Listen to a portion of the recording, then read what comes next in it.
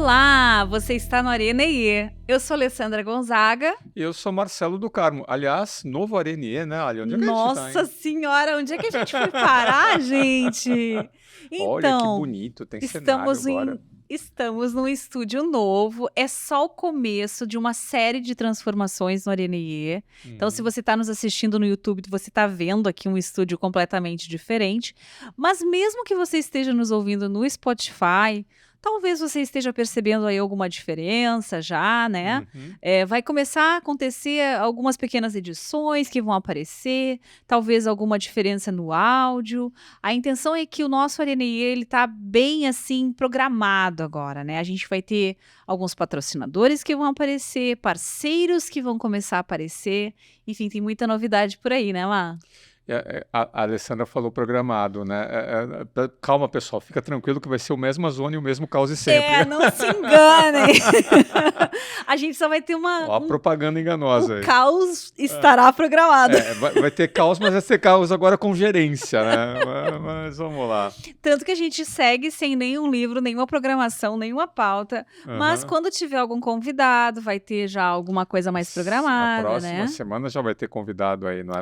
Isso aí. Não vamos contar todas as Não novidades vamos agora. contar tudo. A gente não fez um super lançamento desse novo Arena IE, porque tudo está em construção, com a cara da gente mesmo, né? Aham. Então, a cada semana vão começar a aparecer essas novidades e a gente vai ir construindo isso tudo com vocês também, com a nossa audiência. Vai ter vídeo institucional novo, vai ter site novo, vai ter parcerias novas, Isso né? aí. Tudo de bom. Então, você que nos seguia por conta da escola de inteligência emocional, os episódios ESC, que a gente chamava, a gente vai continuar com isso, porque isso é, de fato, um carro-chefe para a gente. A gente trabalha com o modelo de inteligência emocional do Daniel Goleman, Uhum. que contém ali 12 competências socioemocionais. E no mês de abril, que é o que a gente ainda está, É o mês do otimismo. é o mês do otimismo, e a gente quis exatamente aproveitar essas good vibes aí de abril, né? Aham. Não que os outros não vão ficar, mas eu sinto que o otimismo é, de fato, um tema que tem apelo para o que é positivo, para essa sensação até de colheita, vai, né, Má? Uhum. Que às vezes a gente tem. Então, eu queria começar comentando, essa semana que passou, eu escrevi um artigo que não é sobre o copo meio cheio ou meio vazio, que a gente está falando de fato, ter vantagens em ser otimista. Ser otimista não é ver a realidade com um óculos cor-de-rosa, como muitas vezes as pessoas resumem, né? Ser otimista é contemplar a realidade de maneira a esperar o melhor, considerando o que você já teve ali de histórico, o que você tem de recursos. Então, você não vai tapar o sol com a peneira, como a gente diz, mas você vai olhar para a tua realidade com uma certa confiança, né? O que a gente combinou de trazer para esse episódio, que é o terceiro episódio do mês do otimismo, é a gente justamente colocar estratégias ou contextualizar essa competência do otimismo quando os cenários, né, ou os contextos são bastante adversos. Uhum. E essa provocação que eu fiz para a Alessandra antes de gravar esse episódio, porque eu vou querer que você dê o depoimento, Ali, que essa semana tu deu um treinamento, né, numa organização para primeiras lideranças que têm que enfrentar desafios muito grandes, né, Ali? Isso. Me chamou a atenção aquela enquete online que você fez lá online ao Não, vivo, né? ao vivo, foi ao vivo. Eu vou contar essa história então, Isso, gente. conta para nós. Porque essa história que o Má pediu para eu contar, ela ajuda a resumir por que é tão difícil ser otimista. E por que muitas vezes, quando a gente fala de otimismo, as pessoas nos acusam de ser ingênuo, ou pior ainda, mal intencionado mesmo, como muitos otimistas são online para vender uma vida rapidamente positiva, né? Então eu entendo também todas as críticas que se tem a uma visão de positividade tóxica. E aí tem que vir esse tóxico depois, porque daí é aquele que de fato nega a realidade e que mora no seu castelinho nas nuvens, né? Mas não era esse o caso. Eu estava com uma turma de jovens lideranças, então quando eu falo jovem, 20 e poucos, 30 e muitos, sei lá, por aí, né? 20, 30 anos, mas que estavam nas suas primeiras experiências de liderança. E aconteceu de uma das pessoas da turma, e era uma turma grande, acima de 40 pessoas, que não é uma coisa comum. Eu não costumo fazer treinamentos para tantas pessoas. Geralmente a gente faz até 20 pessoas, né, Má? Uhum. Mas na situação, no contexto ali, fazia sentido fazer isso. E uma das alunas tinha saído e pediu, né? Pensou que estava passando mal. E estava passando mal. Ela estava tendo uma crise de ansiedade bastante forte. E quando uma pessoa tem algum diagnóstico de transtorno de pânico, que eu também conhecida como síndrome do pânico, a pessoa fica muito impressionada com as respostas físicas. E isso não tem nada de psicológico, é importante dizer, viu? Aham. Psicológica é a interpretação que você vai dar depois, mas fisicamente, de fato, a pessoa tem os seus batimentos É cardíacos. real. É real. A reação é A real. sensação de que o braço está formigando, que tudo aquilo, Uhum. como se fosse um ataque mesmo, simula um pouco o que Sim. é um ataque cardíaco. Então, ela estava bastante preocupada. Foi atendida lá pela equipe local e, nesse meio tempo, eu mantive a turma e pedi para quando ela voltasse que me avisasse. Quando ela voltou, eu mantive a turma na atividade, fui conversar com ela. Bom, aí rapidamente, para a nossa audiência poder aproveitar, consegui fazer ali com ela algumas técnicas que existem para regulação do emocional via corpo. Então, pratiquei algumas manobras respiratórias ali com ela. Ajudei ela, botei uma essencinha de hortelã ali no Uhum. ar, pra gente poder, um óleo essencial, né, pra ela respirar mais tranquilo. Quando ela estava se sentindo mais calma, a gente foi voltando pro treinamento. E aí eu disse pra ela: posso fazer uma enquete perguntando o que acabou de acontecer aqui da tua crise de ansiedade, ver se os teus colegas também sentem isso? E ela disse: claro, prof. Uhum. Bom, daí fui até a grande roda que a gente tinha montado ali, uma enorme roda, parecia uma roda de conselho, imagina, mais de 40 Uhum. pessoas em roda, né? Sim. E perguntei: pessoal, quem aqui já teve uma crise séria de ansiedade? Eu não tô falando ter uma ansiedadezinha de não dormir, eu tô falando aquela que você acha que vai morrer. Indo ou não indo pro hospital, mas se não foi, pensou seriamente em ir pro hospital. Quem aqui teve isso já? Olha, posso dizer que metade da turma levantou a mão. Eu disse até pra eles: que pena que eu não tenho uma câmera pra filmar aqui, porque eu não faço nada filmado quando a gente tá fazendo esse tipo de experiência em treinamento. Muita gente levantou a mão. E... Então, assim, e isso não é. E é muito interessante para nós, né, Má, que Uhum. trabalhamos com inteligência emocional, isso, porque coloca toda uma dimensão diferente de como fazer um trabalho de desenvolvimento de lideranças e até de competências socioemocionais, né? E por isso que eu quis trazer essa experiência que a Alessandra narrou para essa nossa temporada aqui de otimismo. Porque eu não quero que a gente pareça ingênuo. E Eu não isso. quero que a gente pareça aqui uma pessoa completamente descolada da realidade. Porque é fácil, né, falar ser otimista, Isto. mas vai lá Vai na arena. na frente, né, cai na arena e para pessoas que estão em situações que provocam ansiedade crônica, porque como a Alessandra falou, né, todo mundo tem ansiedade. Todo mundo chega assim num determinado momento, sai agora, o que eu faço? É. E naquela ânsia de não saber o que fazer, corre para todo lado, não consegue focar, não consegue... Não, ele perguntou crise de De ansiedade. ansiedade. Eu não falei só E aí a ansiedade. gente estava refletindo, né? Eu sempre gosto de trazer os exemplos da Idade da Pedra, né? De Na quem época já dos não... maias e dos Na incas. época dos maias e dos incas, né? Que há muito tempo atrás, né, se você focasse assim, tá, qual é o grau de ansiedade na estrutura hierárquica de uma organização? Com certeza, os maiores graus de ansiedade ou estavam em atendimento ao público, né? Imagina lá uma central de atendimento, um balcão de atendimento, que você nunca sabe o que vai ser a próxima ficha, né, Sim. de atendimento. Inclusive, até para tentar regular isso um pouco, hoje você vai numa central de atendimento, não é por ordem de chegada. Qual é o tipo de atendimento? É um problema financeiro? Você já vai direcionado para o isso. guichê 2, 3 e 4, que já vai ter ali pessoas treinadas, né, para o guichê. Então, eu já sei que vai vir bucha. Então, eu já preparo as pessoas para receber bucha, eu preparo as pessoas para venda, eu preparo... Antigamente não tinha essa tecnologia, não tinha a fila organizada. Então, eu não sabia se o próximo cara que ia aparecer para pedir uma venda de um produto ou serviço ou ia aparecer para fazer uma reclamação. Uhum. Eu lembro quando a gente implantava a central de atendimento ao cliente, né, as primeiras centrais de atendimento. Tu lembra lá da Narinha, da Siemens, né? Que a Não sai gente... contando no ar assim, Narinha, se tu tá nos ouvindo, Narinha, um ó, abraço, um acabou de vir beijo. pra cá, um beijo. E ela contava, né, de centrais que ela tinha implantado, não na Siemens, mas em outras empresas, porque ela também era prestadora de serviço. E ela falava, por exemplo, de centrais de serviços de utilidade pública, tipo água e luz, etc., que quando a pessoa deixava de pagar e era cortado o serviço, eles entravam na loja de reclamação armados e colocavam o revólver em cima da mesa. Então Nossa Senhora. imagina Nossa. você receber esse grau de ansiedade. Tá, Sim. então quem atendia ao público tinha essa ansiedade em função... Me lembrei de um caso agora, deixa eu contar. Tá. Na psicologia, um rapaz que ele tá estudante de psicologia Uhum. e o estágio dele é numa central de atendimento de uma empresa de serviços e da população geral. Uhum. Pronto, imagina. E Você aí? nunca sabe, né? Você vai apertar o botãozinho, o que vai vir ali, né? Mas É. hoje você, a URA ela já direciona. Aham. Tá, então tirando esse exemplo que era o pessoal lá da frente, onde é que estava a ansiedade? A ansiedade estava nos altos escalões, Sim. que era, qual que é a estratégia da empresa?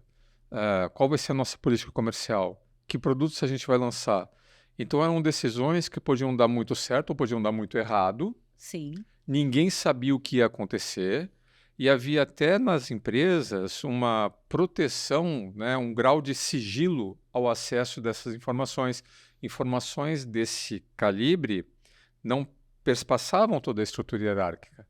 Ficava restrita a um topo da hierarquia, porque justamente por haver uma incerteza muito grande, o que era a crença na época? Não, a gente não pode abrir essas coisas porque não vai gerar uma ansiedade, vai contagiar as pessoas, e as pessoas vão ter problemas para se engajarem, vão ter problemas para fazerem o que precisa ser feito. Também ainda é verdade, porque o que a gente está separando aqui são as fontes de ansiedade, Isso. da onde elas vêm? Mas você isolava. Uhum. Essa que era a questão. Então, a central de atendimento ficava isolada, Uhum. né, no balcão lá, ou numa unidade de atendimento, que foi sendo até terceirizada, né, ou automatizada o máximo possível, e as decisões estratégicas também ficavam isoladas, Uhum. para não contagiar, para não contaminar, né, a massa de colaboradores, para eles terem uma paz de espírito mínima, né, para fazer o que precisava ser feito. Uhum. Esse isolamento hoje, eu acho que foi embora. Foi pro espaço. Foi para o espaço. Eu acho que entrou muita informação de fora dos sistemas. Você não consegue mais bloquear a informação. Não há como. E como não existe... Vamos lá, da onde que vem a ansiedade? Por que a ansiedade acontece? Até chegaram a me perguntar isso. Em primeiro lugar, a ansiedade é uma resposta fisiológica natural ao ser humano. Uhum. Eu vou até mais longe, natural a vários bichinhos, aos animais em geral, tá? Qualquer bichinho que já tem um sistema límbicozinho ali básico, né? Um mamífero com certeza, né? Mas aves também, tu vai ver bichinhos que têm respostas ansiosas. Por que não, né? Então, a ansiedade é parte de um processo adaptativo de tô diante de uma ameaça que eu não sei ainda me posicionar diante dela, porque diferente do medo, e por isso que as pessoas fazem separações nas diferentes escolas do medo puro e simples e da ansiedade, o medo, a ameaça é real, iminente, importante. Uhum. E, aliás, aí tu aperta o botãozinho do pânico. Eu identifiquei, o leão tá vindo e ele agora tá chegando na minha direção, né? Então, é duas alternativas, sobe na árvore ou te despede da vida. Sai correndo, enfim. Então, o medo, você já tem uma certa clareza da sensação de ameaça. Agora, por que a gente está vivendo um tempo tão ansioso?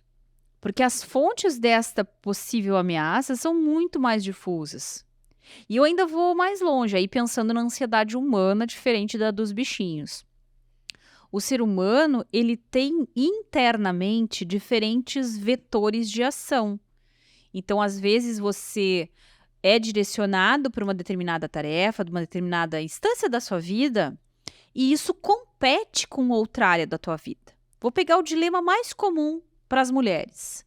Tenho um filho pequeno, mas quero fazer um curso de noite, porque eu quero melhorar a minha empregabilidade, eu preciso estudar. Pronto, fonte de ansiedade. Por que é uma fonte de ansiedade? Porque existem valores conflitantes, minha carreira, minha maternidade, meu tempo de qualidade com meu filho, meu tempo para os meus estudos. E eu não sei direito se eu estarei atendendo a melhor das necessidades. Eu estou insegura e incerta do resultado que isso pode gerar. Mais ainda, eu estou insegura e incerta do que pode me esperar à frente caso eu tome uma decisão errada. Então, como tudo na vida tem a ver com isso, eu não tenho clareza do que vai acontecer em seguida, dado que eu tomei a escolha A, a escolha B ou a escolha C, a gente está mergulhado em ansiedade o tempo inteiro. E não é que eu não tenho clareza, eu tenho cada vez menos clareza. Esse exemplo que tu trouxe, né? Eu preciso fazer um treinamento, uma qualificação para garantir a minha empregabilidade. Aham, Sempre houve isso. claro. Mas lá atrás, né, nos maias e nos incas, eu ia atrás de uma qualificação para ter uma progressão de carreira. Aham, Então, havia essa necessidade latente, mas se eu não conseguisse, tudo bem, minha carreira não estava em perigo. uhum, Hoje, você não sabe se preciso dessa qualificação extra, uhum. se essa qualificação extra teria que ser em qual área, Se vai se fazer eu alguma vai fazer diferença, alguma diferença, não vai. se eu vou conseguir Então, pagar. a incerteza em relação às escolhas é maior. Uhum, A entropia do sistema aumentou. uhum. Aquela coisa de separar, né, vida pessoal da vida profissional, né, que a gente até brincava, né? A pessoa chegava ali na porta da empresa, deixava no cabide a roupa de casa, vestia o uniforme da empresa e vice-versa, né? Deixava os problemas da empresa na empresa e ia para casa. A gente brincava que isso era impossível de fazer, mas hoje está escancarada essa porta. É. Você chega na empresa, as pessoas estão com problemas com os filhos, com o casamento, com doenças, com relacionamento, Financeiros. financeiros. Só que se antes havia uma contenção desses assuntos, essa barreira de contenção ela não existe mais. Então eu sou um líder, né? Eu chego, digamos que você seja da minha equipe de trabalho. Eu vejo que você está mal lá, você está chateada no canto. O que eu faço? Uhum, Eu converso com você ou não converso com você? Se eu for conversar com você, eu vou conseguir te ajudar? uhum. Devo ou não devo? Não, você é menina, eu tenho que chamar uma outra menina para conversar contigo, porque senão vai parecer... Percebe? A quantidade de Variáveis. variáveis e de ruídos, né, que a gente está exposto aumentou demais e não há uma regra clara do que eu, como líder, posso ou não posso fazer. Devo ou não devo fazer. Aí eu peguei e estava dando o meu exemplo quando eu era professor, né, de uma instituição. Sei lá, eu vejo um aluno com problema. Abordo ou não abordo? De que forma? Eu tenho essa autonomia, não tenho essa autonomia? E se esse aluno tiver um problema de fato e eu não conseguir resolver esse problema, eu encaminho para quem? E o De que jeito? Como? Isso gera ansiedade. 3 pontinhos é o gatilho universal de ansiedade. Você quer ficar ansioso? Você começa a pensar em todas as possíveis escolhas que você tem a fazer nos próximos 3 meses e começa a acrescentar um "e se" na frente. Pronto, um quadro de ansiedade em alguns minutos está instalado. Aí você junta redes sociais, você junta as próprias empresas. Outro dia você estava mostrando, né, um canal para denúncias abertas de organizações. Imagina o que isso provoca. É a última batata da Né? onda dos RHs. Imagina o que isso provoca. Você tem um site ali que você consegue ver... Batata da onda que fique claro de pânico, tá? Aham. É nesse sentido que eu quis Você dizer. consegue ver denúncias, né, que estão... Problemas que estão ocorrendo. Nossa, eu trabalho aqui. Meu Deus, e agora? Nossa, é. Sabe assim, não tem mais fronteira, É. não tem mais espaço seguro. E aí, não tem o nome ambiente desse seguro. episódio vai ser que é isso? A gente tá em otimismo. Como? Exatamente, né? Porque Para o mundo eu quero não descer, adianta socorro. a gente ser ingênuo, né, e ignorar isso. É. Se eu sou ingênuo, né, faz de conta que isso não acontece, Eu posso vir aqui e falar, gente, mas o Goleman e o Boyatzis falam que você tem uma competência chamada otimismo. Olha que coisa boa, otimismo. Otimismo, pessoal. Tá, meu amigo, só um pouquinho. Vem aqui no meu quintal e vê o que acontece e me explica aqui. Vai lá, Agora, seja otimista. Seja otimista. Então, não dá para ser ingênuo, Não. né? E não dá para ser cínico. Adorei aquele vídeo que eu compartilhei Ai, contigo, maravilhoso. né? Foi. Porque se você é ingênuo e você vai lá e vamos lá, mas Alessandra, você está no meio de trabalho, vamos lá, vai dar certo. Ah, né? Se você toma 1, 2, 3, 4 pedradas, ou você não vai mais, você fala A do cada um do seu quadrado, aí tem toda a linha lá do Ligue F, né? Uhum. Só que se você é um líder... Tá, mas tu tá deixando muitas pontas Tá, se você em é um aberto. líder, você não pode ligar um F. Deixa eu te pedir um esclarecimento aqui, Tá. que ficou na minha cabeça. E o que tu quis dizer com a entropia do sistema?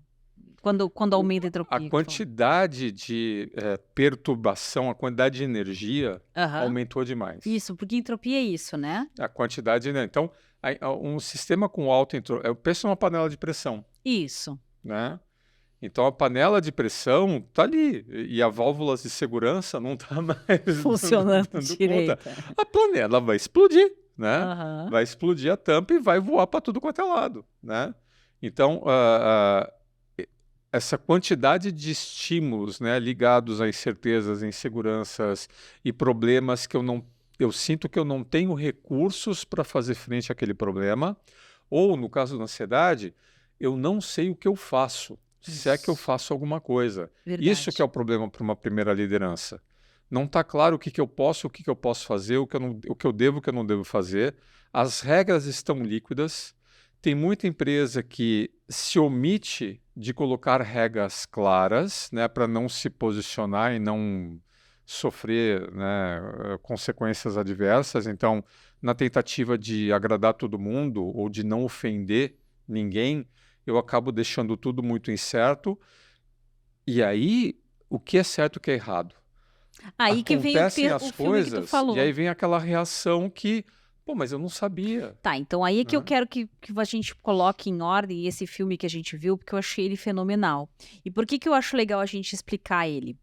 Em dado momento no meu treinamento, e isso é bacana, talvez até vire uma regra aqui no Arenê, tá? Talvez a gente até traga sempre um pano de fundo real de uma aplicação que a gente tenha feito nas empresas e traga para cá para entender. Já fizemos isso outras vezes, né? E eu acho muito legal poder fazer isso. Mas eu tava lembrando que em determinado momento o pessoal pediu porque eu sempre pergunto no início dos treinamentos, o que você quer levar daqui? O que você acha importante a gente construir aqui hoje, né? Dado o início que a gente vai lá e explica todo esse contexto da inteligência emocional. E foi muito bacana o que veio dessa primeira coleta. E um determinado grupo de líderes lá falou assim, eu quero saber como discordar das pessoas sem ser mal compreendido. Como é que eu posso justamente fazer frente ao que alguém me diz sem que essa pessoa vá me ler mal? Daí me lembrei na hora dessa conversa que eu tinha tido com o Marcelo. Então, o que diz lá nesse vídeo, resumidamente, que a gente viu do Jordan Peterson, tá? Ele diz assim, ó, no começo, você... Quando conversa com uma pessoa e você quer confiar em todo mundo, você tem uma postura ingênua, certo? O ingênuo é aquela pessoa que confia em todo mundo. Se você começa a levar muita paulada da vida e as pessoas começam a te deixar muito na mão, você vai para uma outra postura, que é uma postura de cinismo. Ah, tá. Lá vem ele, ó. Ih, ó, né? Então tu te torna um cínico, tu te torna aquela pessoa que primeiro desconfia para depois ter a tua atitude. Numa terceira possibilidade, numa evolução disso, você começa a ir ganhando, é isso que eu entendi, me diz se é isso que eu entendi certo, a confiança da pessoa. Explica direitinho que depois eu vou botar como eu comentei lá com a turma. Me lembrei do Carl Sagan, né, das regras, né, de ouro, de prata, né, e de bronze, é verdade, abre também para nós essas isso, depois. Então, vamos lá. Então, no começo, eu confio em você, eu confio em todo mundo, né? O que quais são as regras, né, de ouro, né, de prata e de bronze? Na regra de ouro, não interessa o que você faça comigo. Eu vou sempre fazer o melhor para você. Eu faço melhor porque o certo é o que é Eu vou certo. dar o melhor de mim, eu não vou fazer a coisa errada porque você não está sendo legal comigo. Uhum. Então, o praticar a regra de ouro é sempre fazer o bem, não importa A quem, quem? sempre cumprir, né, no mais alto padrão de conduta, mesmo você, né, recebendo pedrada a tudo quanto é lado. Muito difícil, né, cumprir a regra de ouro. Você, né, quem está vendo de fora, olha que cara ingênuo. Olha lá o Marcelo. Ele acredita nas pessoas, ele dá o melhor das pessoas, ele vai lá e sempre toma O uma popular é um invertida. tonto. O Que cara as é um pessoas. tonto, o cara é um ingênuo. O que é a regra de prata? Né? A regra de prata, você começa confiando. Aham. Né? Se a pessoa confia de volta, se a pessoa te trata bem, ok, vamos para a regra de ouro. Se não, quem me trata bem, eu trato bem. Quem me trata mal, eu trato mal. Eu posso Essa te é a regra ajudar de aqui, prata. acabei de achar Aham. no Google aqui, ó. Tá. Então, esse livro que o Marcelo tá falando, gente, Bilhões e bilhões. é as regras. Ele fala as regras do jogo nesse livro que o Marcelo disse, Aham. bilhões e bilhões. É um pedacinho do capítulo 16, tá? As regras do jogo. Então ele diz assim: regra de ouro, faz aos outros o que desejas que te façam. Isso aí, faz o melhor. Faz o melhor. Regra de prata, não faça aos outros o que não desejas que te façam. Então aqui eu já começo a restringir. Opa, como tu diz aí. Eu vou te tratar conforme você me trata. Mas ele já não faça para que essa Uhum. pessoa o que tu não quer que façam contigo. Uhum. Tu já começa a perceber que existe ali alguns comportamentos a evitar, Uhum. né? A partir do que tu acha que também não é certo. Regra de bronze. Faz aos outros o que te fazem. Aí a coisa já foi pra guerra do chumbo. E a regra de talião, né, que a última é me feriu, eu vou ferir de volta. Né? Faz Eu aos vou outros o que atacar. te fazem. Mas se você chega, né, e tenta fazer aos outros o que você gostaria que os outros fizessem para você, que é a regra de ouro, você corre o risco de ser ingênuo. Sim. Porque num ambiente, né, de competição, num ambiente de falta de confiança, muito provavelmente você vai tomar as pedradas lá que o Peterson falava. Se você toma muita pedrada, puxa vida, qual é a emoção que me desperta, Ali? Raiva, né? Raiva. Eu fico com raiva de ti. Raiva e ressentimento. Se eu sou um camarada, né, que tem algum tipo de padrão ético, o que é a expressão da raiva socialmente aceita em ambiente de trabalho? Cinismo. Cinismo e ironia.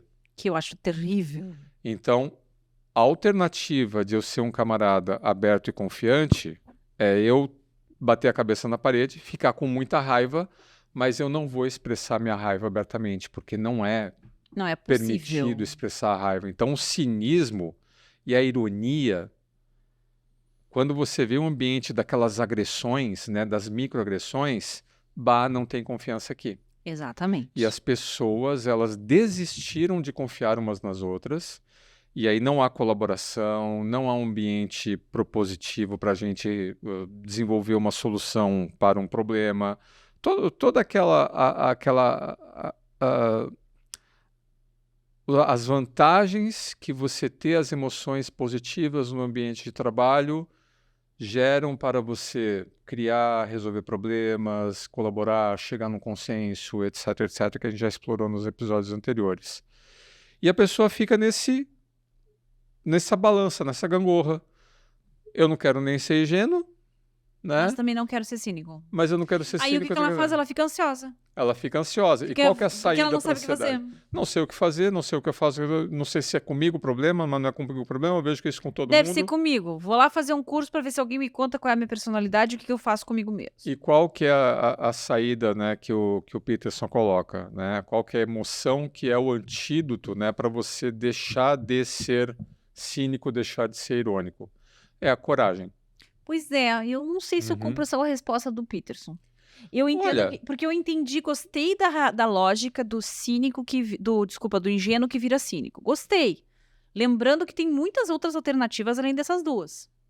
Por exemplo, aquela pessoa que já chega batendo, que não é cínica, que ela é direta e agressiva. Uhum. E tem também, dependendo do ambiente. E não passa recado. Porque o cínico é aquela pessoa que não se sente empoderada o suficiente, muitas vezes, para fazer isso. Daí ele vai de lado. Uhum. Mas tem muita gente sem medo de cair fora, seja porque tem as contas pagas ou porque não tem noção nenhuma, que vai lá e joga todo no ventilador. Então, essa é uma opção que não tá aí e que também não é a ideal. Não me entendam mal, não tô dizendo que é para fazer isso. Agora, eu não sei se a terceira via chama só coragem, porque ele chama coragem de confiar, né? Uma coisa assim. Uma coragem de confiar e de ser autêntico. Eu vou contar uma historinha que você já sabe, Vamos lá, tá? Mas eu vou contar essa historinha adaptada aqui para preservar vamos lá. certas coisas. Há muito tempo atrás, né, numa galáxia distante, eu nem conhecia a Alessandra ainda, a gente estava no clube, né? O Clube Espéria, você conhece, lá em São Paulo, né? Aham. E estávamos numa roda, assim, de amigos, né, depois do futebolzinho ali, e estava todo mundo ali na sexta-feira, né, se preparando para a noite, né, para cair no final de semana.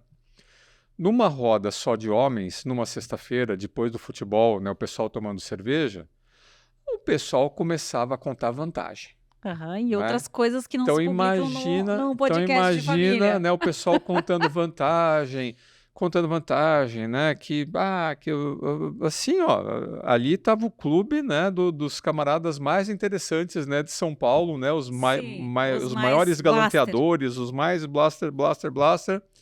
E numa roda tradicional de homens, né, numa sexta-feira, depois do futebol, tomando cerveja, contando vantagem, as histórias, o garganteamento, a ironia. Se você está na roda, o que você faz para ficar na roda? Você reproduz as histórias ou ri das histórias, e aí começa um tirar sarro do outro, né? Coisa de menino. Tá, Bem coisa de e menino. mais importante que tinha ali uma visão machista, Uma misógina, tudo aquilo relação às que tem mulheres. direito, em relação às mulheres. E eu estava nessa roda. E eu, quieto, né? Falei, não concordo. Né? E eu dei o meu depoimento da minha realidade, da minha visão, que era completamente dissonante daquilo mas eu não tive medo de não ser aceito por aquele grupo ao não reproduzir aquele padrão. Eu parei, coloquei, né, a minha postura, coloquei o que eu achava e as pessoas ouviram e ficaram quietas. Foi bom, já estava saindo da roda, né? O que começou a acontecer para minha surpresa? E essa história é real, eu já te contei essa história várias vezes. Um dos camaradas que estava nessa roda, que aliás era o mais velho de nós, né? E o maior garganteador, o que tinha mais histórias, o que contava mais piadas, começou a se abrir ali e se debruçar, porque ele tinha passado 50 anos casado com a esposa dele, e fazia um ano que era viúvo, e ele sentia uma saudade enorme da esposa dele e começou a chorar na roda. E aí, de uma hora para outra, os depoimentos começaram a mudar. As pessoas tiraram aquela máscara da ironia, do cinismo, da piada, do xiste, né? E falou, eu me separei, eu tô divorciado, é muito ruim a gente ir pra noite, volta para casa sozinho, não tem com quem conversar. Mudou. Mas o que mudou? E aí eu concordo com isso com o Peterson. Alguém ali teve coragem de mudar. Teve de coragem de falar, não, peraí, ó, só um pouquinho. Eu podia ter me dado mal, podia ter me dado muito mal. Tá, mas eu acho que tem eu poderia ter sido alvo de chacota, né? Poderia. O que poderia acontecer? Tá, então essa roda aqui não é para mim. Mas quando você tem a coragem de ser autêntico e falar o que precisa ser dito, e não é só a coragem, não é uma coragem de bravata, é a coragem de ser autêntico. É a coragem de falar o que precisa ser dito. O que eu quero dizer que eu não compro toda a história do Peterson? Eu acho que a tua coragem foi importante para poder tomar esse movimento. Mas sem estar lá para ouvir todas as frases, duas coisas me parecem que são necessárias para funcionar. Uma, as pessoas, apesar de fazerem bravatas e piadas, não estavam tão longe assim das suas próprias percepções, só tinham botado um pouco mais de acidez e de pitadinha aí de picardia. E o mais importante, eles não estavam em espírito de competição em relação às falas uns dos outros. De alguma maneira, seja pela cerveja, seja pela hora do dia, seja pelo que for, não havia ali uma animosidade entre as pessoas que fizesse com que elas entrassem num processo de competição. E quando você se posicionou, você muito provavelmente não atacou diretamente alguém. Seria muito diferente se ao invés de dizer não concordo, eu penso que, você dissesse não concordo contigo, fulano. Pronto, começou uma briga de quem está a favor de ti e quem está a favor do fulano. Então você não atacou, você defendeu os seus argumentos sem atacar ninguém. E é isso que é a coisa mais difícil das pessoas fazerem. Porque as pessoas elas estão discordando imediatamente num grupo em que tem diferentes forças atuando. Uma vai para um lado A, outra para um lado B. As pessoas vão tomar um partido. Não, eu vou para esse lado aqui. Eu concordo com o Marcelo. Não, eu concordo com o João. Eu concordo com o Marcelo. Eu concordo com o João. O que assim acontece, Ali? O tomar o partido, o ir para a briga, o ir para a disputa, né? Se é uma disputa de poder, se é uma disputa... Aí eu concordo contigo. É até ingênuo, né, da minha parte, se há uma disputa de poder na mesa, claro. eu me posicionar abertamente, né, com relação ao que eu acredito ou não acredito em relação a um tema. Concordo contigo. Mas o que a gente estava falando? A gente estava falando de um ambiente de ansiedade, de as pessoas não saberem o que fazem, e ao não saberem o que fazem, as pessoas se tornam ou ingênuas ou cínicas, e essa ansiedade generalizada que é compartilhada no ambiente do trabalho. Pronto, então voltamos ao começo da conversa. As pessoas, elas têm mais ou menos, né, as mesmas ansiedades. Você já compartilhou sala de professores, né, como eu. Né? Quando você está ali na sala dos professores... tenho saudade desses momentos, eram bem legais. Quando você está ali na sala dos professores, né, o que é uma sala dos professores cínica ou ingênua? Os professores ficam falando, né, das trapaças dos alunos, né, nas provas, nos exames. Sim, esse espírito, vamos lá, agora toma tua charada. O que estava rolando naquela roda e o que acontecia muitas vezes nas salas dos professores é o espírito nós contra eles. Do ponto de vista nosso evolutivo, o nome disso é o In-Bias Group. É a noção de que ou você está comigo ou você está contra mim. E, sem dúvida, um dos instintos mais necessários nossos, eu até falei a palavra instinto aqui, tem gente que fala que é uma necessidade básica nossa. Ok. É a questão de pertencer. Todos nós precisamos pertencer a um determinado grupo. Então, se eu sou do grupo dos professores, a gente pode, todo mundo aqui numa roda, vamos falar mal de aluno? Claro que ninguém faz assim. Mas, na verdade, é como se fosse um jeito de ampliar a nossa unidade. Se você está numa sala dos professores, uma sexta-feira, está todo mundo cansado. Se um Cristo vem, começa a falar e mal, começa a falar mal, parece... Não, o pessoal tira a senha. Né? Muro de lamentações. Vira um muro de lamentações. Espera que eu tenho uma pior. Espera que eu tenho uma pior. É uma disputa de quem tem a pior história. Quem é a pior. A mesma coisa os rapazes ali. Vocês estavam conversando quem tem mais bravata. Nós somos anti-mulheres. A mulher é fresca, a mulher é isso, a mulher é aquilo. Ninguém estava ali falando... A gente estava falando de uma forma irônica, né? Como nós somos espertos. Tá, mas tinha um pouco de nós somos, elas não. Tanto que quando ele trouxe a questão da esposa e mostrou que precisava dessa pessoa, e antes, quando tu disse que tu não gostava desse espírito todo de bravata, tu tava sozinho nessa época na vida. Não, é que mas não é assim uma coisa de nós contra eles. Entendo a sua questão do nós contra eles. Mas no fundo, nós estamos muito mais próximos do que a gente acredita. E isso pode ajudar num ambiente de ansiedade. Por exemplo, o que tu fala que é um bom remédio para uma organização que tem esse problema de líderes com ansiedade? Não é fazer rodas de conversa? Sim, essa daí teve 40 e poucas pessoas. O que acontece numa roda de conversa? Numa roda de conversa, quando a gente tem permissão, né, para falar abertamente dos nossos problemas, havendo uma regra, havendo uma moderação, que olha, ninguém vai fazer chacota, ninguém vai ser ingênuo, ninguém vai ser irônico, Ninguém vai ninguém vai ser simplesmente ganhar a cínico, palavra e não ninguém largar vai falar mais. para ninguém quer ter razão, ninguém não quer ter razão. Eu não estou aqui para puxar o tapete de ninguém. O que que a gente começa a ver? Eu começo a ver que eu estou muito mais perto de você do que eu achava. Uhum. E aí a gente começa a promover uma empatia de grupo. A gente começa a promover uma consciência de grupo e daquela consciência de grupo, ao termos coragem de falarmos abertamente das nossas dúvidas, das nossas necessidades, das nossas incertezas, do apoio, da falta dele, o que que acaba acontecendo? Uma produção de sentido coletiva. Legal. E dessa produção de sentido coletiva, a gente começa a confiar uns nos outros para falar, então estamos juntos. Uhum. Eu vou parar com essa postura sabotadora, que eu estou me sabotando e estou sabotando toda a equipe, e eu vou adotar uma postura colaborativa. Uhum. Mas o que que é preciso? É preciso a coragem da gente se expor e a gente falar abertamente das nossas ansiedades, das nossas expectativas. Ah, você também, nossa, e aí, o que que a gente pode fazer? E ao falar sobre, ao produzir sentido, as ideias começam a vir. Mas sim, concordo com tudo que tu disse, mas eu entendo a dificuldade das pessoas de chegarem nesse ponto. Imagina como você se- fazer uma roda, última coisa que eu falo agora para você te dar de palavra. Imagina você promover uma roda de conversa e ninguém tem coragem de falar. Uhum. O que que precisa para uma roda de conversa dar certo?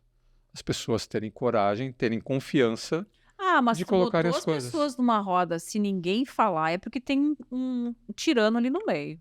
Ou mais de um. Uhum.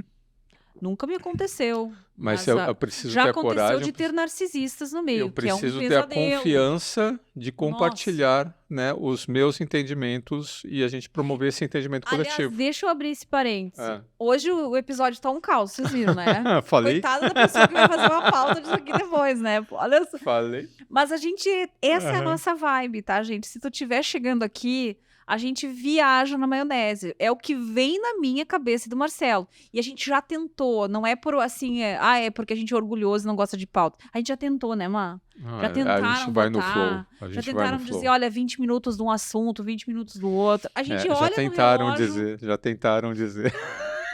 mas a gente não consegue, porque as ideias fluem melhor a gente conversando. E o mais bacana, eu já disse também, não existe álcool aqui, tá, gente? Eu tô tomando É Coca água. Zero, o É. Marcelo tá na água, e era isso. Mas o que eu ia comentar, Ma, é que o segundo grande empecilho, a gente tá tentando explorar aqui dificuldades para se ser otimista. Isso. E como os desafios estão, de fato, os desafios da arena emocional estão muito intensos. Eu acho que a gente está vivendo, e até pensando agora particularmente no Brasil, momento de muita tensão emocional. Seja pelas redes sociais, porque, vamos lá, não vou entrar nas searas dos grandes embates, porque a gente sempre se mantém neutro aqui, vamos nos manter, que não é a nossa intenção ganhar essa polarização, nem de A nem de B, né? Então não vou entrar nessa seara. Mas uma das coisas que eu estava comentando hoje, com o pessoal do salão lá que eu vou, é a questão do narcisismo.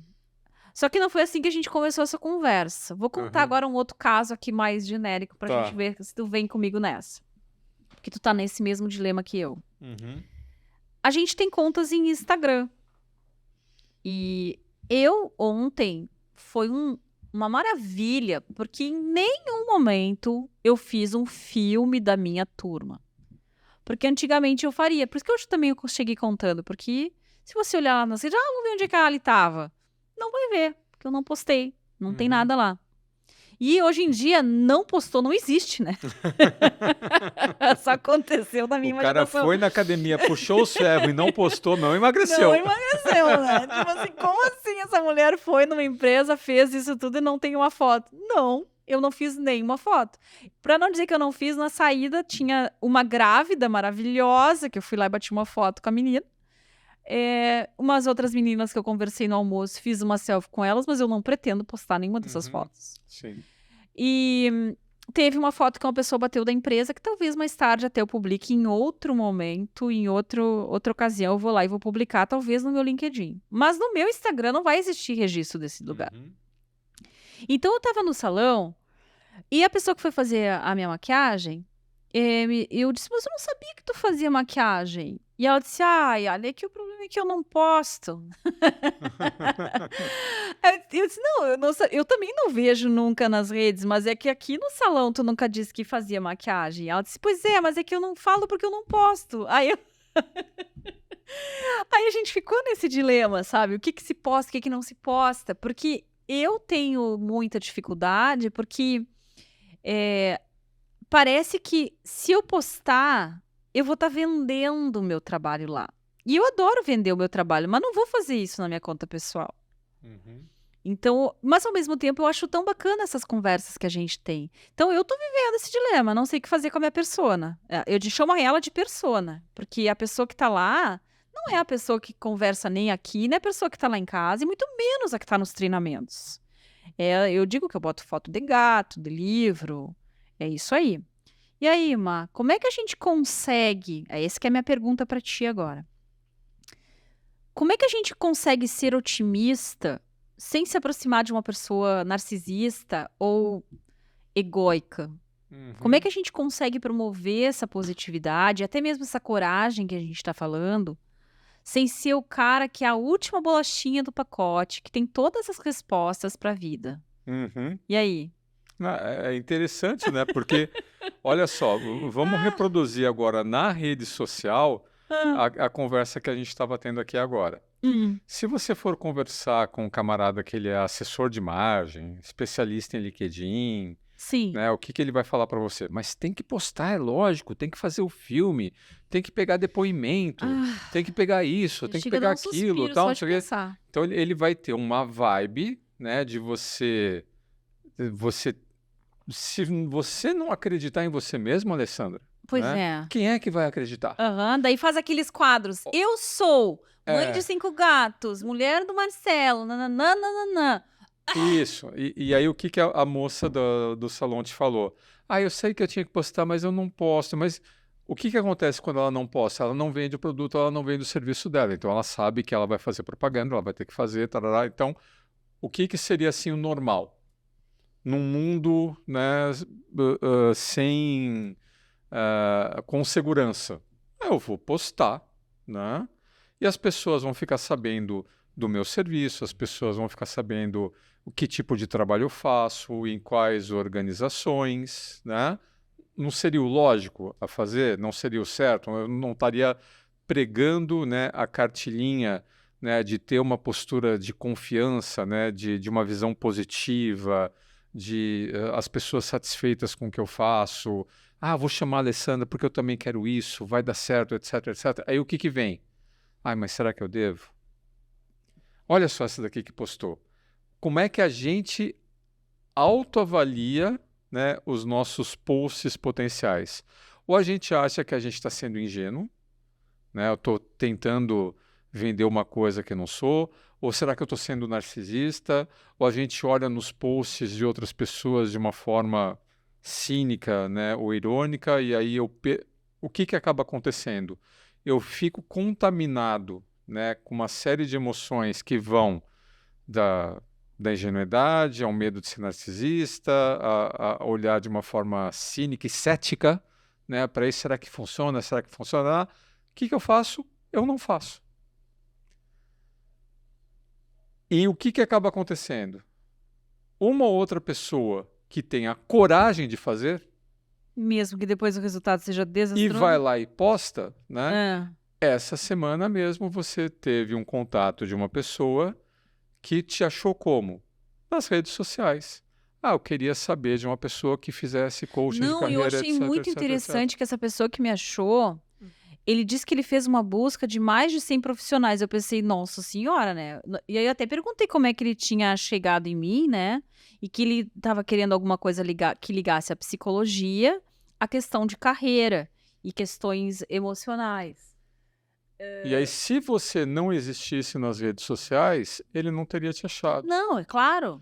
Então Mas vamos lá, percebe... como é que eu resolvi isso? Nós fazendo terapia aqui Opa. com as pessoas ouvintes. Muito obrigada a você aí, ó, né?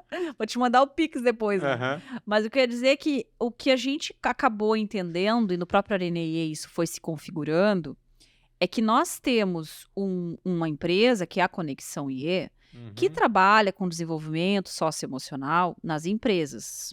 E que trabalha, sim, é uma ação que vai ter efeito nos indivíduos, não há a menor dúvida, e nas suas famílias. Uhum. Mas a gente ainda não faz treinamentos abertos, a gente não faz para o grande público. E por isso que eu acho uma certa sacanagem eu ir lá e começar a falar o que eu acho, e eu não tenho um curso aberto para o grande público. Então eu Uhum. também tenho essa restrição por causa disso. Mas por outro lado, e isso não vale só para mim, e é por isso que eu estou comentando, isso eu acho que vale para todos nós. Todos nós, eu acho que é saudável termos algum tipo de expressão no mundo. Uhum. E essa expressão, ela não precisa ser polêmica, ela não precisa ser fantástica, ela não precisa fazer com que almas vão para o céu. Uhum.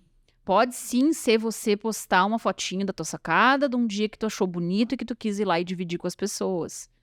O problema é que acaba sendo o que eu faço. E gosto de ir lá e botar minhas fotos dos meus gatos e dos meus livros. Mas o que eu quero dizer é que a gente não pode transformar isso, aquele cara que tá sempre postando ou que tem tantos mil seguidores, como uma percepção de que essa pessoa é confiante e de que essa pessoa é mais bem-sucedida na vida por causa disso. Essa relação de causa e efeito que eu acho que é bem perigosa. Uhum.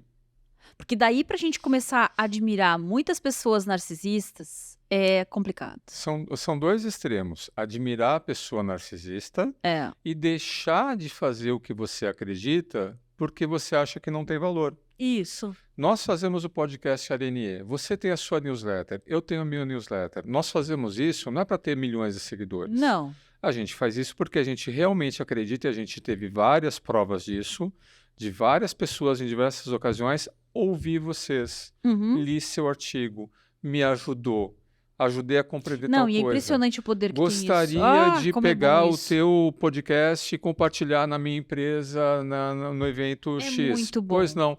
Aham. Então, nós fazemos aqui porque nós temos essa visão otimista, né, de que por mais que nós sejamos críticos e autocríticos do nosso trabalho, a gente sempre queira fazer isso para melhorar a qualidade do que a gente está fazendo. O próprio fato da gente estar aqui nesse estúdio novo Ai, é lindo, pra maravilhoso, gente, viu, né, gente? Né, Arthur? Ó, Arthur fazendo o trabalho lá embaixo. é pra gente conseguir fornecer, Lá embaixo é porque tem né, um outro andar aqui, tá, gente? Caso vocês pensem que tem embaixo da mesa.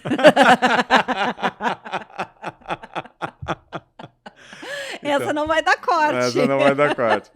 Então, a gente faz isso e a gente procura fazer isso cada vez melhor porque a gente realmente tem essa visão positiva de que nós estamos fazendo bem para algumas pessoas. É E verdade. quanto mais pessoas a gente estiver fazendo bem, melhor. O que a gente poderia fazer? Ah, não gostei desse Mas episódio. não é só pelo bem não. para as outras pessoas. Eu acho que esse que é o ponto aqui. É claro que eu faço meu trabalho porque eu acredito que pode causar um bem no mundo. Uhum. Tanto que a nossa hashtag é mais IE no mundo. Uhum. Mas porque faz bem pra gente. Por isso que eu sempre brinco que isso aqui é uma terapia. Porque é muito gostoso a gente ir descobrindo o que a gente pensa e a gente aprender com os entrevistados que a gente vai trazer, eu aprender contigo, que a gente tá aqui trocando, a gente clareando as próprias ideias. Então, o que eu quero dizer para as pessoas é, se você tem medo de postar e você precisa postar, não vincule a tua postagem à percepção das outras pessoas. Agora, extrapolando do postar, né? Se você acredita que você quer fazer X Isso. e tem receio, se acha ingênuo, né? Ou tem dúvidas sobre você fazer, acredite em si. Pega a linha do teu artigo dessa semana, Ali, o que era, acabou mudando o título, né? O título ficou, não é sobre o copo cheio, não é sobre o copo meio cheio, a atitude de ser otimista? A escolha de ser A otimista. escolha de ser otimista, isso aí. Por que uma pessoa, então, escolhe ser otimista, Ali? Faz um resuminho aqui do teu Uma pessoa artigo. escolhe ser otimista sempre que ela olha para o seu passado, não é para o futuro, olha que interessante, é para o passado. Uhum. E ela pensa, olha, eu sei que tá difícil, mas eu já consegui. Olha onde eu cheguei. Ela olha para o passado para ser confiante em relação ao futuro. É, porque é a única maneira de fazer isso. Se não, não, eu não tenho passado, olha, eu acabei de cair no mundo, eu tô com 18 anos de idade. Bom, então olha para a história dos teus pais. Olha para a história das pessoas que estão mais ou menos no mesmo contexto que você. E não precisa olhar muito longe. Não vai para as redes sociais, porque daí tu te apavora. Uhum. Porque as redes, especialmente aqui o Instagram é uma projeção de desejos do mundo ali. Ali Uhum. estão, né? As pessoas projetam coisas ali. Vai para as histórias que tu escuta na padaria, vai para as histórias que tu escuta em sala de aula, vai para a realidade do mundo, não para o noticiário também, porque daí a catástrofe tá lá, mas vai para o dia a dia, aquelas pessoas do teu entorno. Elas continuaram apesar das dificuldades. E aí, mais um objetivo, então, ou mais uma razão para promover essas rodas de conversa e que a gente pode facilitar nas Isso, empresas. essa é a ideia. Porque a gente começou o episódio falando do elevado grau de ansiedade dos colaboradores de primeira liderança. Uhum. O que é uma característica desses colaboradores de primeira liderança? Em função da própria juventude, eles olham para o passado e não tem tem muita coisa. tanta coisa assim.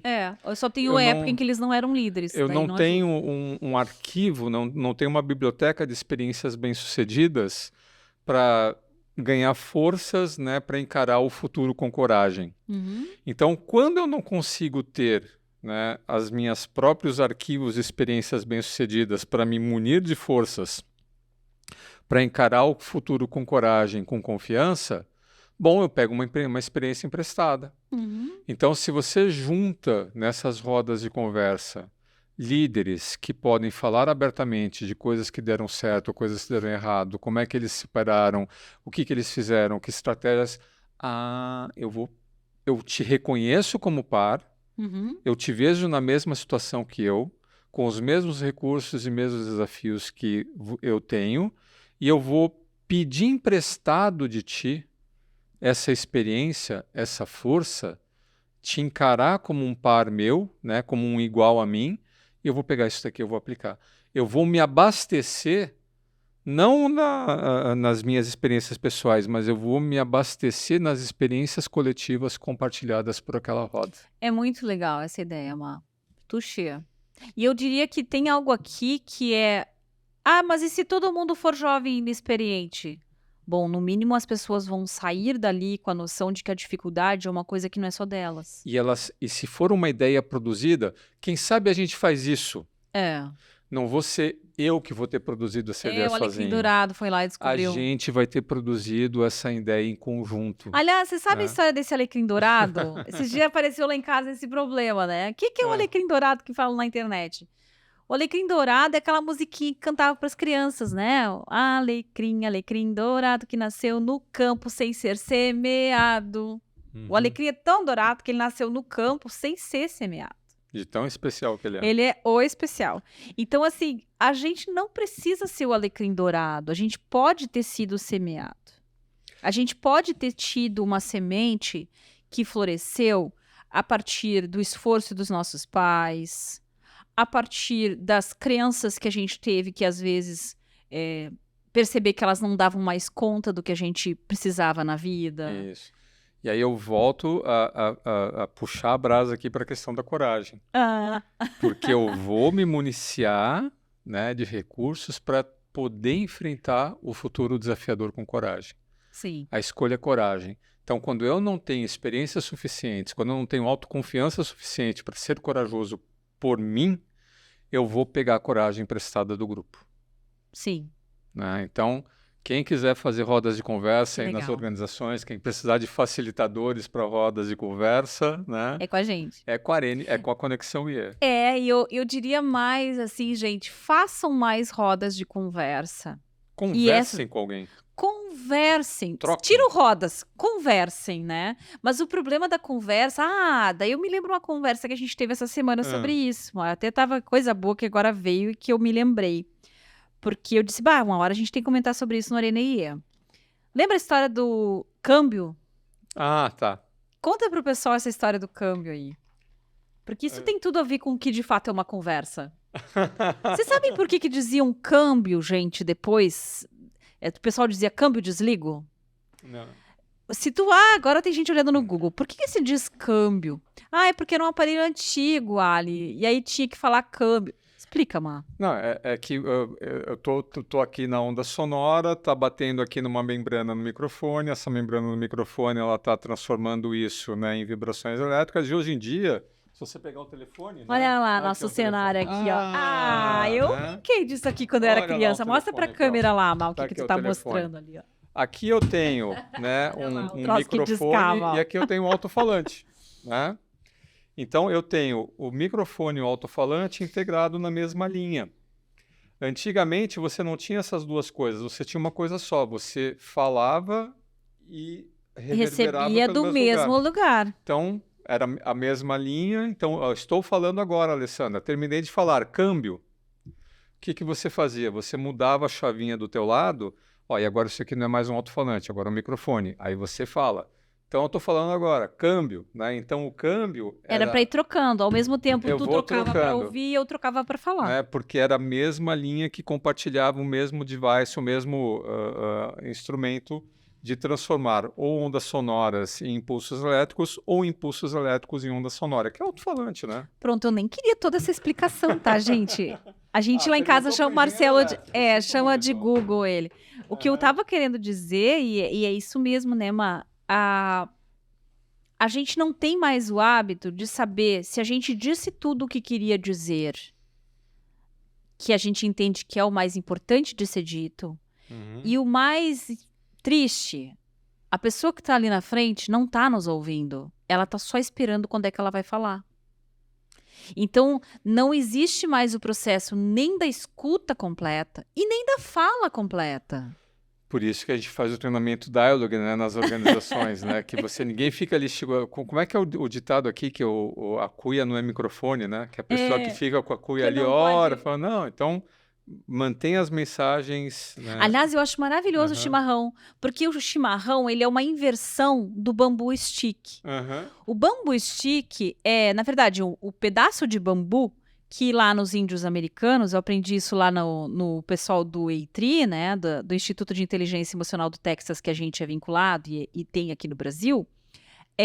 O pessoal do EITRI tinha os bambuzinhos, porque o professor Darwin Nelson, já falecido, que Deus o tenha, ele tinha uma fazenda de bambu. E ele sempre contava para nós que nas grandes rodas de conselho dos índios, eles tinham o hábito de usar o bambu stick. O bambu stick era como se fosse um microfone. Só falava quem tinha o bambu. E o resto escutava. E o bambu, eles mesmos sabiam, era como se tivessem poderes mágicos. Porque a pessoa, que mesmo que fosse tímida, mesmo que não soubesse falar direito, quando ela recebia o bambu stick, a fala saía mais fácil e ela recebia a atenção de todos. Hoje eu entendo que o bambu stick é tão somente o efeito de receber uma atenção de qualidade das pessoas. E isso eu explico para as pessoas quando a gente monta a roda. Se preparem para perceber a potência da fala de vocês. Porque tu recebeu de repente uma atenção que tu nunca recebe na vida. E nós estamos ali para conversar. Naquele exemplo que eu dei lá do clube, que os homens estavam falando bravatas, não estava tendo uma conversa ali. O pessoal estava jogando conversa fora. Exato. O pessoal estava contando história. Quando eu cheguei, não, peraí, a real é essa, ali a gente começou a conversar. Ali a gente começou a ser autêntico. Ali a gente se autorizou a colocar os nossos E sentimentos faz na mesa. muita falta o câmbio. Não adianta a gente começar a usar o câmbio de Não. novo, né? O que adianta é a gente praticar a escuta e a fala ativa. Às vezes eu vejo também cursos de escuta ativa. Tá, mas e quem é que tá falando? Tá falando o quê? Pra quem? E aí as pessoas confundem a fala ativa. Agora eu vou dar uma palestra e as pessoas vão me ouvir até onde eu quiser. Porque as pessoas, como nunca são ouvidas, quando elas têm a fala, elas confundem com duas coisas. Eu sou o máximo, porque tá todo mundo me ouvindo, ou finalmente vou poder contar meus problemas. Senta que eu te conto. Senta que lá vem história. Duas formas desastrosas de começar a falar, né? Então também a gente precisa aprender a falar, não é só aprender a ouvir, né, Má? Não sei se aí entra até mesmo a coisa da comunicação. Como vocês sabem, gente, a minha primeira formação foi como jornalista, antes de ir para a psicologia, do mestrado de Organizacional. psicologia clínica e dentro das organizações, né, fazer esse trabalho que a gente faz. E eu acho que o jornalismo nos dá essa lição de humildade muito grande, que eu gosto muito e guardo muito. A gente estava conversando com o Arthur aqui sobre isso, né? Que a gente nem usa o nosso registro de jornalista, mas o que era muito bacana e que eu aprendi naqueles primeiros anos da experiência como jornalista? A gente tinha que ouvir as pessoas tão atentamente que numa conversa de 10 minutos eu tivesse todas as aspas que eu precisava, era assim que a gente dizia, para a gente poder construir um argumento. Então era uma responsabilidade gigantesca, porque a gente tinha que juntar as informações tal qual aquela pessoa nos disse, e não tinha gravadora, a gente tinha só o bloquinho de notas, e ainda por cima contextualizar uma história em cima do que ela falou. Era uma super responsabilidade fazer uma reportagem, né? Então eu acho uma lição de humildade. E eu me lembro que quando eu saí do jornalismo, revoltada que eu estava com o mercado do jornalismo lá no início do nosso século, aí vem os maias e os incas, né? Eu te disse, Maia, eu tô indo atrás das minhas aspas. Lembra? Lembra que eu disse isso? E é isso que eu acho que hoje as pessoas estão confusas também. Porque ou eu sou um seguidor das aspas alheias, e o nome é seguidor, ninguém merece, né? Seguidor. Ou eu vou lá e eu faço uma super fala, bato uma foto de mim mesmo e me coloco eu com as minhas aspas para salvar o planeta. Meu Deus, é tudo 8 ou 80. E aí a gente se afasta do que é autêntico, a gente se afasta do que é necessário ser dito e compreendido. Então, mais um ponto para as rodas de conversa. Né? Uma das formas de você gerar confiança, né, e você gerar um sentimento positivo em relação ao que quer que seja, é essa sensação de ufa, alguém está me ouvindo. Alguém me ouviu e alguém me compreendeu. E que todos nós temos. Então não adianta fazer o falso otimismo, ou o grito de guerra, ou vamos lá, uhul, né, o que quer que seja. Não, se tem um problema, se tem uma dificuldade, a pior coisa que você pode fazer para vencer essa dificuldade é fingir que ela não existe. Com certeza. É enterrar em cima da mesa. Não, tá aqui o elefante, vamos conversar com o elefante, vamos falar sobre o elefante, vamos tocar o elefante, vamos compartilhar as nossas percepções sobre o elefante, aí a gente vai conseguir aos poucos acalmar as nossas ansiedades e retomar uma postura positiva. Retomar uma postura ligada a, tá, o que eu preciso fazer? Pronto. E aí, para encerrando aqui já, gente... Vamos falar do ESAR antes de encerrar? Só um pouquinho, eu só queria fechar só essa partezinha do otimismo, fazendo um juntado disso que tu acabou de dizer. Beleza. Eu tenho a impressão, gente, que quando a gente fala em otimismo, o que a gente realmente está querendo dizer é, primeiro cuide do material emocional negativo. Primeiro cuide com muito carinho, com muito acolhimento das coisas que não estão bem. E aí sim tenha toda a confiança de olhar para frente. Então o otimismo ele só existe, na verdade, ele só não é positividade tóxica quando ele já parte do princípio do que a gente não... Você já consertou o que está de ruim ali.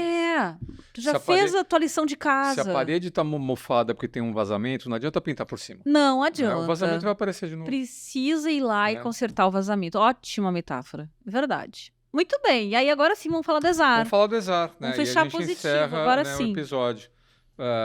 ESAR, então... tá, gente? ESARH. O ESAR é um evento que acontece na Serra Gaúcha, mas especificamente vai acontecer esse ano no Dalonder de Bento Gonçalves. Vai ser nos dias 19, 20 e 21 de agosto. E eu e o Marcelo vamos estar lá. Eu vou ser super convidado para estar lá também. O Marcelo vai estar com uma oficina de felicidade. Felicidade. Como se aprende a ser feliz. Olha só que desafio. Uau, nossa. Eu queria estar lá. E, aliás, acho que eu vou estar lá, tá, Má? Eu vou estar na tua oficina. Porque ele vai estar no dia 20 fazendo a oficina de felicidade e eu vou estar fazendo uma palestra sobre o caminho do coração. E a gente vai estar lançando aí também um livro que estamos produzindo agora sobre esse trabalho que a gente está fazendo. É isso, Má? É isso. Então, muito obrigada a você que esteve com a gente até aqui, com esse novo estúdio maravilhoso para quem está podendo nos ver no YouTube. Se você nos segue só no Spotify, aproveita e dá uma espiada no YouTube, porque vai estar bonito, gente. No aplicativo Spotify também dá para ver o vídeo, né? Dá, né? Dá. Tá agora. Então, então dá uma olhadinha aí Agora, que se tá o cara só rolando. escuta o podcast, né? Então nos escute no podcast. Isso aí. Muito obrigada, gente. Até o próximo Orenê. Até!